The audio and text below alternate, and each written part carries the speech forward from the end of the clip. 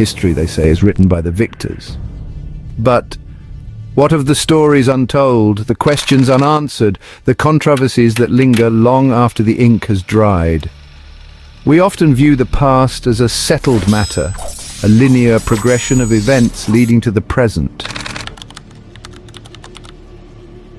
The year is 1945. The world is engulfed in the final throes of World War II, a conflict that has raged for 6 long years, leaving a trail of devastation and loss in its wake. World War II appears to be nearing its end. The Allied forces have made significant advances in Europe, and the Pacific Theater is witnessing relentless assaults on Japanese positions. In the Pacific Theater, Japan faces relentless Allied assaults. The island-hopping campaign has brought American forces closer to the Japanese mainland, and the pressure is mounting.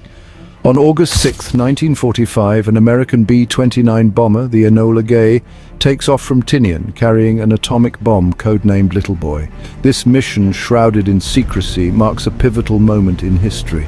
The target, Hiroshima, a bustling city of 350,000 souls. Hiroshima is not just a military target, it is a vibrant urban center with schools, hospitals and homes. At 8:15 a.m. Little Boy detonates above Hiroshima, transforming the city into a charred, radioactive wasteland. The explosion unleashes a force equivalent to 15,000 tons of TNT, obliterating everything in its path. 3 days later, another B-29 drops a second bomb, Fat Man, on Nagasaki. This city, too, is reduced to ruins in an instant as the bomb's plutonium core releases a devastating explosion. Tens of thousands die instantly, with countless others succumbing to burns, radiation sickness and long-term health complications.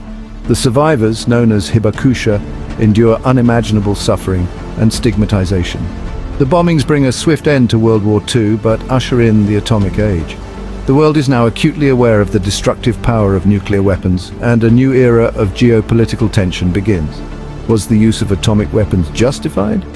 Was it a necessary evil to end the war quickly and save lives in the long run? These questions have sparked intense debate among historians, ethicists and policymakers. Some argue it was necessary to force Japan's surrender, preventing a costly invasion. They contend that the bombings saved countless lives that would have been lost in a protracted ground war. Others view it as a morally reprehensible act against a nation on the verge of defeat. They argue that Japan was already on the brink of surrender and that the bombings were an unnecessary show of force. The debate over the bombings is a reminder of the enduring power of the past to shape our present.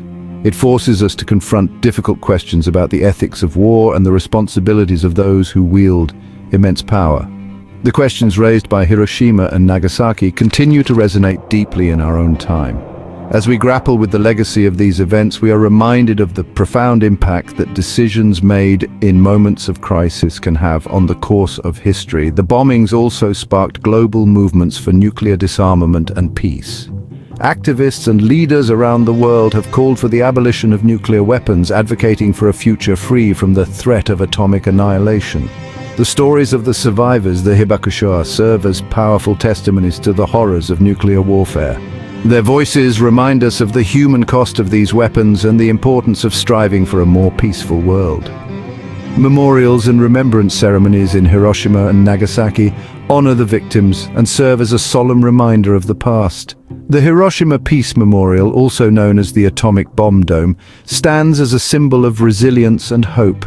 The lessons of history urge us to prevent future atrocities. By reflecting on the events of August 1945, we can work towards a world where such devastation is never repeated.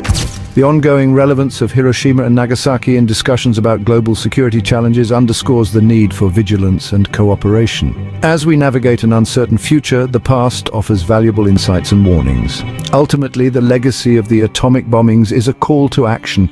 It is a call to build a future where peace prevails, where the horrors of nuclear war are consigned to history, and where humanity can thrive in harmony. The 21st century dawned with the events of September 11, 2001. The attacks on the World Trade Center and the Pentagon fundamentally altered the geopolitical landscape. In the aftermath, the Bush administration turned its attention to Iraq, ruled by Saddam Hussein. Fueled by intelligence reports suggesting Iraq possessed weapons of mass destruction, the US launched a full-scale invasion in March 2003. Operation Iraqi Freedom was swift, but the promised WMDs were never found. The removal of Hussein created a dangerous power vacuum, unleashing sectarian violence. Hundreds of thousands of Iraqi civilians were killed, and millions more were displaced. Thousands of American service members were killed, and tens of thousands returned home wounded. The financial costs of the war strained the American economy. Critics argue the war was based on false pretenses and destabilized the region. Supporters maintain it removed a dangerous dictator and created an opportunity for democracy.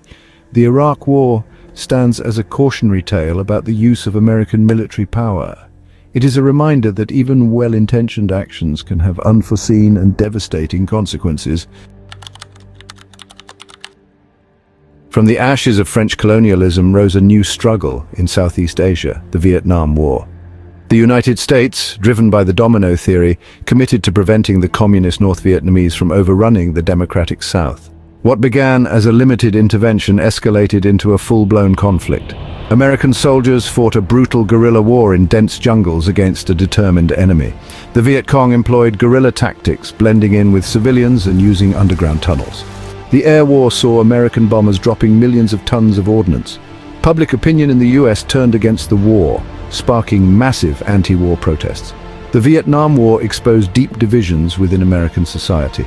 Over 58,000 American service members died and countless others returned home wounded. The war's legacy continues to shape American foreign policy and national identity.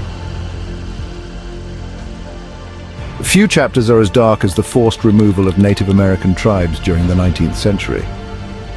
The Indian Removal Act, signed by President Andrew Jackson in 1830, set in motion a policy of ethnic cleansing. The act authorized the president to negotiate treaties, exchanging ancestral lands for territory west of the Mississippi River. Native American tribes faced immense pressure to sign these treaties. The Cherokee Nation challenged the Removal Act in court, but President Jackson refused to enforce the Supreme Court's decision. In 1838, the U.S. Army began the forced removal of the Cherokee, known as the Trail of Tears. Thousands of Cherokee and other tribes were marched over 1,000 miles to Indian Territory. The conditions were horrific, with exposure, disease, and starvation claiming many lives. The Indian Removal Act and the Trail of Tears stand as a shameful chapter in American history. The legacy of this forced displacement continues to haunt the descendants of those who endured it. It shapes their cultural identities and their ongoing struggle for justice and recognition. The removal policy is a stark reminder of the dangers of unchecked power and racial prejudice. The violation of human rights during this period is a dark stain on American history. The events we've explored continue to spark debate and challenge our understanding of the past. They remind us that history is a living narrative, constantly being rewritten through our experiences and values.